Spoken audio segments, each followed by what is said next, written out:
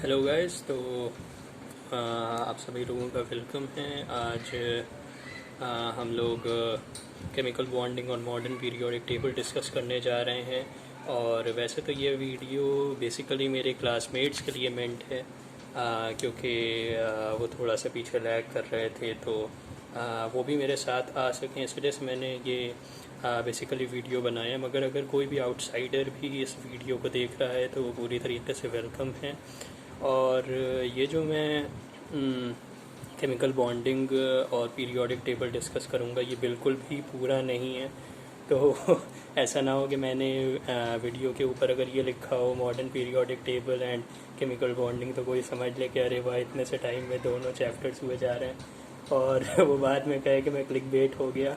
तो ऐसा किसी के साथ भी ना हो, इस वजह से मैं पहले ही बता ही दे रहा हूँ। तो इसमें हम लोग बस एक छोटा सा पार्ट केमिकल बॉन्डिंग का और मॉडर्न पीरियोडिक टेबल का डिस्कस करेंगे। तो गाइस, ये बहुत ही सिंपल से चैप्टर है, तो बिल्कुल बेसिक से हम लोग स्टार्ट करेंगे और आगे तक के जाएंगे और वो चीज़ें भी सुनेंगे जो शायद अभी आप लोगों ने ना सुनी हो। तो सबसे पहले हम लोग बात करते हैं कि जब भी कोई वो तो सीधे ही टॉपिक के ऊपर आ गया। पहले मैं ये बता दूं कि मैं टॉपिक्स कौन कौन से कवर करूंगा। तो टॉपिक्स जो मैं कवर करने जा रहा हूँ केमिकल बॉन्डिंग में, वो हैं बॉन्डिंग और एंटी बॉन्डिंग, ये क्या होती है, कैसे होता है, बॉन्ड ऑर्डर क्या होता है, बॉन्ड ऑर्डर से हम लोग मैग्नेटिक और पैरामैग्नेटिक मॉलिक्यूल कैसे पता करते हैं। फिर उसके बाद हम लोग deviation of law of octet को थोड़ा सा डिस्कस करेंगे और हाइड्रोजन बॉन्डिंग को डिस्कस करेंगे। और इसी के फ़ौरन बाद हम लोग इस टॉपिक को क्लोज कर देंगे और फिर पीरियोडिक टेबल से स्टार्ट करेंगे, जहां हम लोग आईपी के बारे में डिस्कस करेंगे, इलेक्ट्रोनेगेटिविटी, इलेक्ट्रॉन एफिनिटी और जो भी नई चीज़ है उसके बारे में वो हम लोग जानेंगे। इसके अलावा हमने यहाँ पे एक क्वेश्चन भी आप लोगों के लिए लिखा हुआ है कि chlorine has more electron affinity than fluorine. तो अगर किसी को भी इसका आंसर आता हो, वो कमेंट सेक्शन में जो है कमेंट कर सकता है। और बाकी उसके आगे हम लोग पीरियोडिक टेबल के जो भी ग्रुप्स हैं उसके ग्रुप नंबर 1A, 2A और 3A का थोड़ा सा डिस्कशन करेंगे।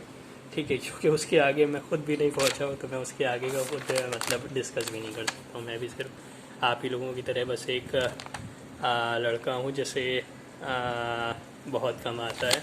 तो बहरहाल मुझे जितना भी आता है मैं उतना आप लोगों को बताने की कोशिश करूँगा।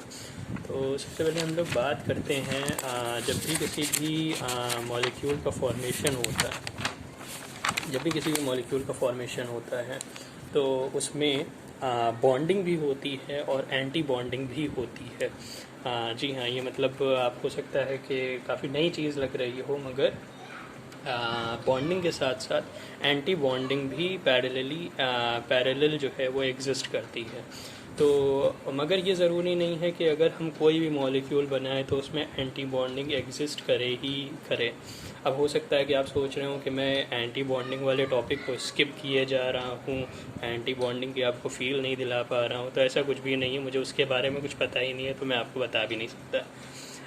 मुझे बस इतना पता है कि किसी भी मॉलिक्यूल के फॉर्मेशन में बॉन्डिंग भी होती है और एंटी बॉन्डिंग भी होती है, और ऐसा भी हो सकता है कि बॉन्डिंग हो मगर एंटी बॉन्डिंग ना हो। तो अब जैसे हम लोग बात करेंगे H2 मॉलिक्यूल की, तो H2 मॉलिक्यूल किससे बनता है? जब दो हाइड्रोजन एटम्स आपस में कंबाइन करते हैं तो वो H2 मॉलिक्यूल बनाते हैं। ठीक है, अब ये जो H2 मॉलिक्यूल है, आप लोगों ने सिंगल एलिमेंट की इलेक्ट्रॉनिक कॉन्फ़िगरेशन तो खूब लिखी होगी, प्रैक्टिस की होगी। हो सकता है अभी ना की हो तो बाद में डेफिनेटली कर लेंगे। तो अगर हम इस H2 मॉलिक्यूल का इलेक्ट्रॉनिक कॉन्फ़िगरेशन लिखेंगे तो हम लोग कैसे लिखेंगे, जिससे हम लोगों को ये पता चल सके कि ये जो H2 मॉलिक्यूल बना है इसमें कितनी बॉन्डिंग हुई है, कितनी एंटी बॉन्डिंग हुई है, और इसमें कितने सिग्मा बॉन्ड्स और कितने पाई बॉन्ड्स हैं। तो ये चीज़ पता करने के लिए हम लोग सबसे पहले देखेंगे कि हाइड्रोजन एटम की क्या कॉन्फ़िगरेशन है। तो इसकी कॉन्फ़िगरेशन 1s1 होगी और इसकी भी 1s1 होगी। तो अगर आप देखें कि ये जो H2 है इसमें 2 इलेक्ट्रॉन्स होंगे। ठीक है, तो अब अगर हम इसकी इलेक्ट्रॉनिक कॉन्फ़िगरेशन लिखेंगे H2 की, तो वो होगी सिग्मा 1s2। और यहाँ पे मैं एक स्टेटमेंट लिख के दे रहा हूँ जो काफ़ी इम्पोर्टेंट है, वो ये कि when ever whenever there is bonding, there is anti bonding, यानी कि जब भी बॉन्डिंग होगी एंटी बॉन्डिंग होगी ही होगी। और अभी मैं आपको बताऊंगा कि जब भी हम लोग किसी भी मॉलिक्यूल का इलेक्ट्रॉनिक कॉन्फ़िगरेशन लिखते हैं, तो सही इलेक्ट्रॉनिक कॉन्फ़िगरेशन लिखने का तरीका ये है कि आप सबसे पहले बॉन्डिंग लिख दीजिए, और फिर अगर इलेक्ट्रॉन्स बचें उसी ऑर्बिटल के लिए, उसी सबशेल के लिए, तो आप उसकी भी जो है एंटी बॉन्डिंग करवा दीजिए। अगर कोई इलेक्ट्रॉन ना बचे तो आप बस वहाँ पे ज़ीरो लिख दीजिए। अभी आपको मेरे वर्ड्स बहुत ज़्यादा भारी लग रहे होंगे, क्योंकि मुझे खुद अपने वर्ड सुनने में काफ़ी ज़्यादा भारी लगे, मगर अभी हम लोग इसको समझेंगे तो ये बिल्कुल हम लोगों के लिए काफ़ी हलवा हो जाएगा। तो H2 में मैंने आपको बताया कि 2 इलेक्ट्रॉन्स है, तो मैंने उसकी सबसे पहले बॉन्डिंग करी 1s2, ठीक है। तो अब 2 इलेक्ट्रॉन्स आप लोग देख रहे हैं कि आराम से आ चुके हैं। तो अब क्या कोई और इलेक्ट्रॉन बचा है? नहीं, बिल्कुल नहीं बचा है। 2 इलेक्ट्रॉन्स थे और दोनों जो है फिट हो गए 1s2 में, और हमने सबसे पहले हम लोग बॉन्डिंग करते हैं और फिर एंटी बॉन्डिंग करते हैं।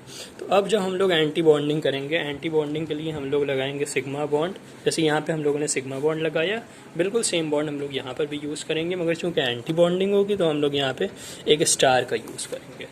अब कोई इलेक्ट्रॉन बचा नहीं, तो हम यहाँ पे सीधे डायरेक्ट 1s0 लिख देंगे। हाँ, ठीक है। तो हम लोगों ने देख लिया कि ये जो H2 मॉलिक्यूल था उसमें बॉन्डिंग हुई 1s, सिग्मा 1s2 बॉन्डिंग हुई, और एंटी बॉन्डिंग उसमें 0 हुई, सिग्मा स्टार 1s0, ठीक है। ये थोड़ा सा रट्टा लग रहा होगा आप लोगों को, तो बिल्कुल ये रट्टा है। आपको देखना पड़ेगा कि कहाँ पे सिग्मा बॉन्डिंग हो रही है, कहाँ पे पाई बॉन्डिंग हो रही है, क्योंकि मुझे खुद भी ज़्यादा समझ में नहीं आया था, मगर मुझे ये मतलब पूरा यकीन है कि जितना मैं बता रहा हूँ उतना आप लोगों की समझ में आ रहा होगा। तो फिर अगर अब मैं यहाँ से अगर मैं बॉन्ड ऑर्डर निकालूँ, बॉन्ड ऑर्डर हम लोग क्यों निकालते हैं? बॉन्ड ऑर्डर हम लोग इस वजह से निकालते हैं ताकि हमको ये पता चल सके कि ये जो मॉलिक्यूल है ये डाई मैग्नेटिक है या पैरामैग्नेटिक है। तो बॉन्ड ऑर्डर हमेशा निकलता है total bonding plus anti bonding, ठीक है। और फिर total bonding plus total bonding minus anti bonding, और फिर हम लोग उसको 2 से डिवाइड कर देते हैं। टोटल बॉन्डिंग अगर हम लोग इसमें देखें तो टोटल बॉन्डिंग इसमें हुई है 2, तो हमने लिखा 2, और एंटी बॉन्डिंग इसमें कोई है नहीं, देखिए बिल्कुल मतलब 0 है, तो यहाँ पे हमने 0 लिख दिया, और फिर हमने इसको 2 से डिवाइड कर दिया, तो हमने देखा 1 आ गया। तो जब भी बॉन्ड ऑर्डर 1 आएगा तब जब बॉन्ड ऑर्डर होल नंबर में आएगा तब जो मॉलिक्यूल बनेगा वो डाई मैग्नेटिक होगा। तो ये आपका H2 कैसा हो गया? डाई मैग्नेटिक मॉलिक्यूल हो गया। क्यों? क्योंकि इसका बॉन्ड ऑर्डर होल नंबर में आया। अगर यही बॉन्ड ऑर्डर फ्रैक्शन में आया होता तो हम लोग लिखते पैरामैग्नेटिक, ठीक है। तो अब ये हम लोगों ने हाइड्रोजन का देख लिया। हाइड्रोजन का तो खैर बहुत आसान था, आप लोग भी सोच रहे होंगे कि मैं क्या है मतलब छोटी छोटी चीज़ों से खेल रहा हूँ, तो ऐसी बात नहीं है। अब मैं आप लोगों को नाइट्रोजन मॉलिक्यूल की भी इलेक्ट्रॉनिक कॉन्फ़िगरेशन दिखाई दे रहा हूँ। तो नाइट्रोजन मॉलिक्यूल कैसे बनता है कि जब 2 N एटम्स आपस में कंबाइन करते हैं तो वो N2 मॉलिक्यूल बनाते हैं, और उस N2 मॉलिक्यूल में अगर N में 7 इलेक्ट्रॉन्स हैं, और हाँ इस वाले N में भी 7 इलेक्ट्रॉन्स है, तो N2 में कितने इलेक्ट्रॉन्स होंगे? 14 इलेक्ट्रॉन्स होंगे डेफिनेटली, ठीक है। और अब हम इस N2 का इस N का इलेक्ट्रॉनिक कॉन्फ़िगरेशन कैसे लिखेंगे? तो ये हो जाएगा 1s2 2s2 2p, ये कितने हो गए? 7 - 4 5 6 7 3, हाँ, तो ये हो गया 2p3, ठीक है। मेरी मैथ्स थोड़ी कमज़ोर है, इस वजह से काफ़ी ज़्यादा टाइम लगता है मुझे।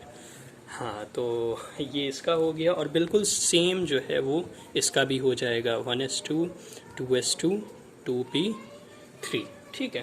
तो अब मैं इलेक्ट्रॉनिक कॉन्फ़िगरेशन लिखने जा रहा हूँ N2 मॉलिक्यूल की, तो ये कैसे हो जाएगा? सबसे पहले मैंने आपको बताया था कि हम लोग बॉन्डिंग करेंगे, और फिर उसके जस्ट बाद हम लोग उसी चीज़ की, उसी बॉन्ड की एंटी बॉन्डिंग कर देंगे।